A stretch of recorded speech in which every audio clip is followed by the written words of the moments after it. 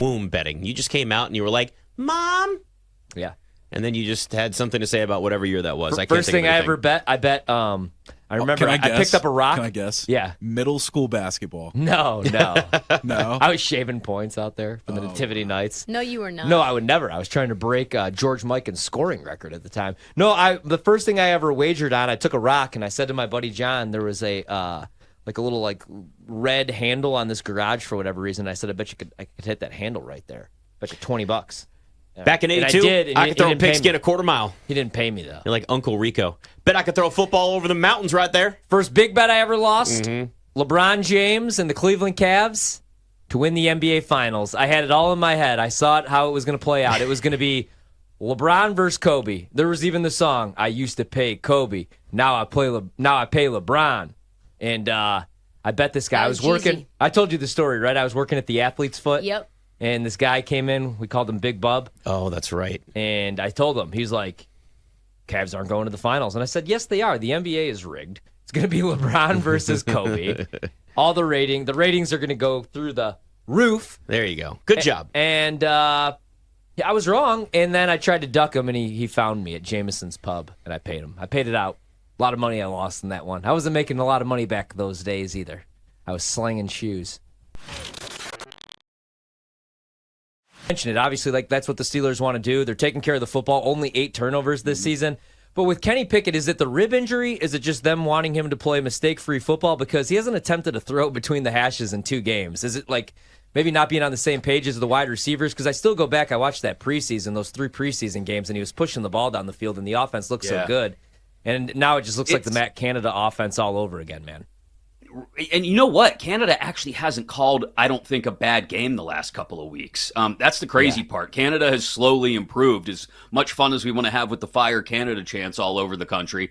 I really think it's not a great hot takey sports talk answer, Ryan, but I really think it's a whole bunch of things coming together. Like George Pickens is not doing his best to get open on every single route. You can look at the cut-ups and see him kind of giving up on some because he's frustrated. He feels like he's not getting targeted enough.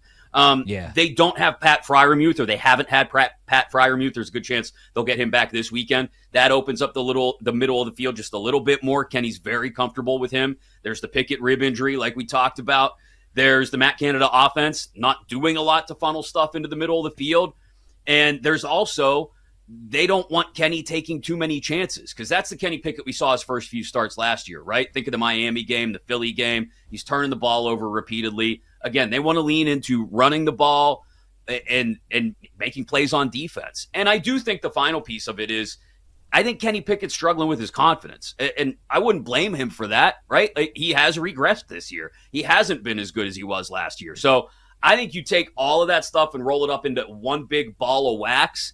And Kenny Pickett's he's not going to be that dude who's firing missiles on skinny posts to a tight end 25 yards downfield.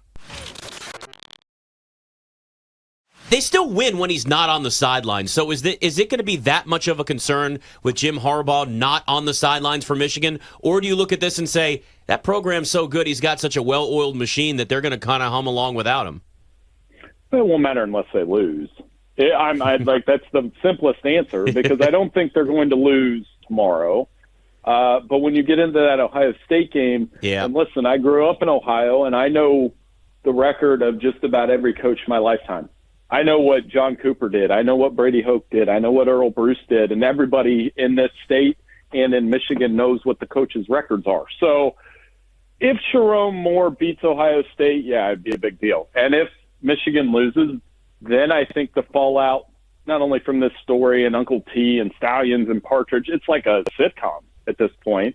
It's like The Sopranos almost. It's wild how this story has spun out of control. I would play Miami, or I would feel really good about Miami if you looked at their schedule and you thought that there was a chance that they could be the number 1 seed in the AFC. Because if they get home field and they get all those games in Miami with all that speed and they don't have to play weather games, I would like them a lot more, even with that defense, because then they could win in shootout fashion. But if they have to come here to Baltimore, if they have to go into Pittsburgh, rainy, windy conditions with Tua thrown into the wind. Yeah. And the good thing for the Dolphins is they are a really efficient rushing offense. We just talk about the pass game because it's Tyreek and Waddle. But I'd feel better with them as like a 1 seed But if they have to go on the road, I don't know if I could trust that team, man. Facts. It's crazy to think that if the AFC playoffs were to wrap up today, we would have the Houston Texans in and the Bengals and Bills out. Right? What do you think about Minnesota plus 27 at Ohio State?